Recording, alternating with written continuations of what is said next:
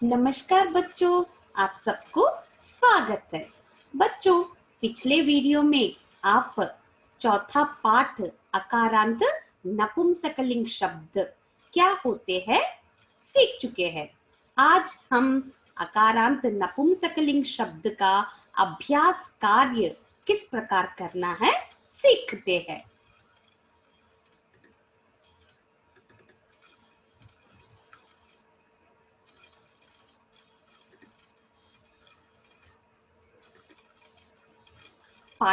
चौथा पाठ का नाम है अकारांत नपुंसकलिंग शब्दाः।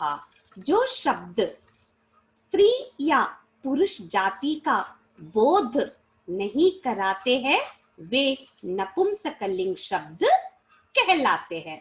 है ना बच्चों, आप पिछले वीडियो में यही जानकारी ले चुके हैं।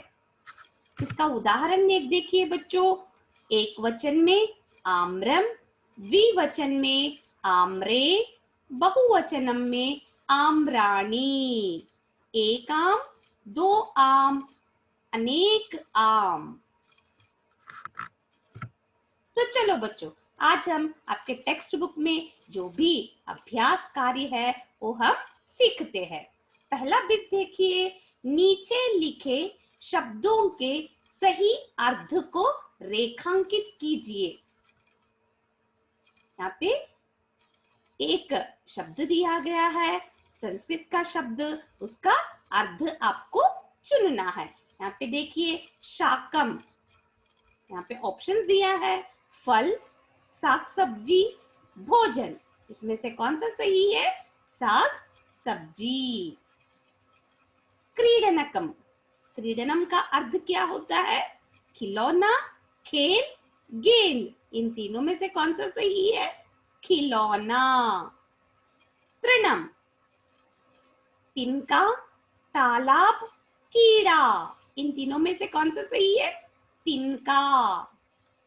मूषिका, मूषिका का अर्थ है बिल्ली, चूहिया, चिड़िया। इन तीनों में से सही शब्द है चूहिया। अनलह, अग्नि, वायु, पानी। अनलह मतलब अग्नि, फायर। दुग्धम, पानी, दूध, चाय। इन तीनों में से कौन सा सही है बच्चों? दूध। दूसरा बिट देखिए बच्चों, निम्न शब्दों को संस्कृत में लिखिए। नीचे दिए गए शब्दों को आप संस्कृत में उसका अर्थ लिखना है। एक मुह, मुखम। एक मुह, मुखम।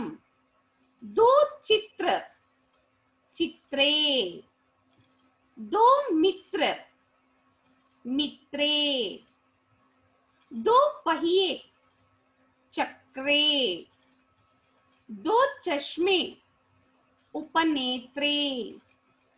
तिनका, तृणम। अगला बिट देखिए बच्चों, निम्न शब्दों का हिंदी में अर्थ लिखिए। संस्कृत शब्दों को आप हिंदी में उसका अर्थ लिखना है। अन्नानी, अनाज। शाकम, सब्जी। करवस्त्रे, दो रुमाल। उद्यानानी, बगीचे। चक्रम, पहिया। गृहे, दो घर। अगला बिट देखिए बच्चों, यहाँ पर निम्न शब्दों को वचन के अनुसार अलग अलग वर्गों में लिखिए। वर्ग मतलब यहाँ पे एक वचन, द्विवचन, बहुवचन। यहाँ पे शब्द दिए गए हैं, उन शब्दों को उनके वर्गों में, वर्ग मतलब वचन में, उनके वचन में आपको लिखना है। यहाँ पे शब्द देखिए बच्चों, कमलम, पुष्पे, फलानि, मुखे, धनम, वस्त्राणि, तृणानि, भोजनम, पुस्तके, पत्रम, आम्रे, शाकम, गृहाणि, क्रीडनके, उद्यानानि। बच्चों ये सारे नपुंसकलिंग शब्द ही है। नपुंसकलिंग शब्दों को किस प्रकार पहचानना है? एक वचन में माँ के नीचे हलंत आएगा, द्विवचन में शब्द के अंत में एक ही मात्रा आएगा, बहुवचन में शब्द के अंत में आनी या आनी रहेगा। अब आप पहचानिए बच्चों, कमलम, कमलम माँ के नीचे हलंत आया है इसलिए वह एक वचन का शब्द है। पुष्पे, एक ही मात्रा, शब्द के अंत में एक ही मात्रा आया है इसलिए वो द्विवचन का शब्द है। फलानी, शब्द के अंत में आनी आया है इसलिए बहुवचन का शब्द है। मुखे, शब्द के अंत में एक ही मात्रा आया है इसलिए द्विवचन का शब्द है। धनम, धनम का शब्द है। ओके, माँ के नीचे हलंत आया है इसलिए वह एक वचन का शब्द है। वस्त्राणी, आनी आया है इसलिए वह बहुवचन का शब्द है। तृणानी, आनी आया है इसलिए बहुवचन शब्द है। भोजनम, माँ के नीचे हलंत आया है इसलिए एक वचन का शब्द है। पुस्तके, एक ही मात्रा आया है, द्विवचनम। पत्रम, माँ के नीचे हलंत आया है इसलिए एक वचन का शब्द है। आम्रे, द्विवचन है ना बच्चों, एक ही मात्रा दिख रहा है ना इसलिए वो द्विवचन का शब्द है।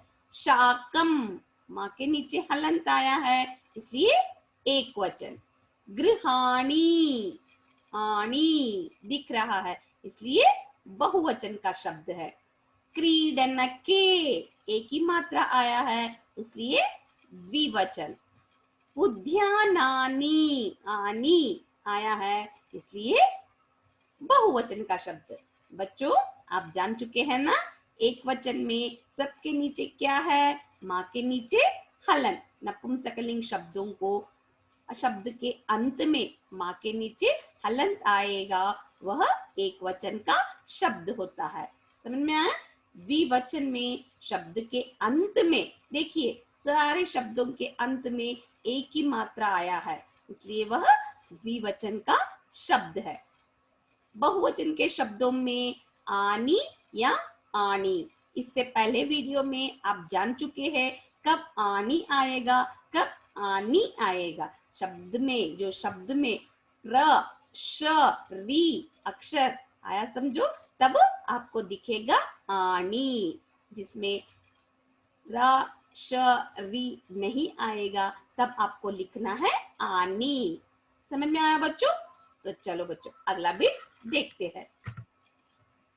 अगला बिट देखिए बच्चों, निम्न शब्दों को लिंग के अनुसार अलग अलग वर्गों में लिखिए। यहाँ पे वर्ग मतलब लिंग के अनुसार, लिंग के अनुसार अलग अलग वर्गों में लिखना। यहाँ पे वर्ग मतलब लिंग के अनुसार पुल्लिंग, स्त्रीलिंग, नपुंसकलिंग। इससे पहले में वचन के अनुसार वर्गों में लिखे। यहाँ पे लिंग के अनुसार अलग अलग वर्गों में लिखना है। समझ में आया बच्चों? लिंग कितने होते हैं संस्कृत में? 3 लिंग, पुंलिंग, स्त्रीलिंग, नपुंसकलिंग। पुंलिंग शब्दों को किस प्रकार पहचानना है?